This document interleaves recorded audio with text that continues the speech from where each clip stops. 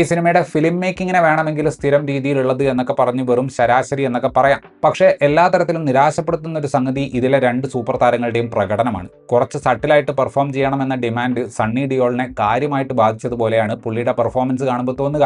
അക്ഷയ് ഖന്നയുമായിട്ടുള്ള പുള്ളിയുടെ പല കോമ്പിനേഷൻ സീനുകളിലും ആ കഥാപാത്രം നമ്മൾ സണ്ണി ഡിയോളുമായിട്ട് അസോസിയേറ്റ് ചെയ്യുന്ന അലറൽ പരിപാടിയിലേക്ക് പോകുന്നുണ്ട്. ഇനി അക്ഷയ് ഖന്നയുടെ കാര്യം നോക്കുകയാണെങ്കിൽ അവനവന്റെ തന്നെ മോശം മിമിക്രി ക്യാമറ നോക്കി ചെയ്യുന്നത് പോലെ ഉണ്ടായിരുന്നു പുള്ളിയുടെ പെർഫോമൻസ്.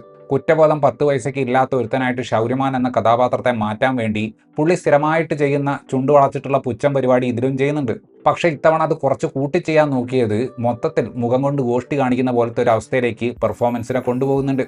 സണ്ണി ഡിയോളും പുള്ളിയുമുള്ള ആദ്യത്തെ കോമ്പിനേഷൻ സീൻ ഈ ഒരു മോശം അഭിനയത്തിന്റെ പീക്കാണ്. ദിയ മിർസയാണ് അർജുൻ മേഹ്റയുടെ ഭാര്യയുടെ കഥാപാത്രത്തെ അവതരിപ്പിച്ചിട്ടുള്ളത്. വളരെയധികം ഡ്രമാറ്റിക് ആയിട്ടുള്ള കുറേ ലൈനുകൾ പറയാനുള്ള ആ കഥാപാത്രത്തെ പുള്ളിക്കാരി തരക്കേടില്ലാത്ത രീതിയിൽ അവതരിപ്പിച്ചിട്ടുണ്ട്. പ്രോസിക്യൂഷൻ അഡ്വക്കേറ്റ് ആയിട്ടുള്ള കഥാപാത്രത്തെ അവതരിപ്പിച്ചിട്ടുള്ളത് തിലോത്തമ ഷോമയാണ്. പരിചയക്കുറവുള്ള വക്കീൽ എന്ന ക്യാരക്ടർ ആർക്കിടൈപ്പിൽ കുടുങ്ങിക്കിടക്കുന്ന ഒരു കഥാപാത്രത്തെയാണ് പുള്ളിക്കാരിക്ക് കിട്ടിയിട്ടുള്ളത്. കഴിവുള്ള അഭിനേതാക്കളുള്ള ഒരു ഡ്രാമ എന്നൊരു ഇംപ്രഷൻ സിനിമയെക്കുറിച്ച് ഉണ്ടാക്കാൻ വേണ്ടിയിട്ട് കാസ്റ്റ് ചെയ്തതുപോലെ ആയിരുന്നു തിലോത്തമയുടെ ഈ സിനിമയിലുള്ള കാസ്റ്റിംഗ്. കുറച്ച് ഡയലോഗുകളും സീനുകളും മാത്രമേ ഉണ്ടായിരുന്നുള്ളൂ എങ്കിലും അർജുന്റെ മകളുടെ കഥാപാത്രത്തെ അവതരിപ്പിച്ച ദരിയ ബേദി മറ്റു പെർഫോമർമാർ ഈ സിനിമയിൽ മെയിൻറ്റെയിൻ ചെയ്യേണ്ടിയിരുന്ന മീറ്ററിൽ പെർഫോം ചെയ്തിട്ടുണ്ട്.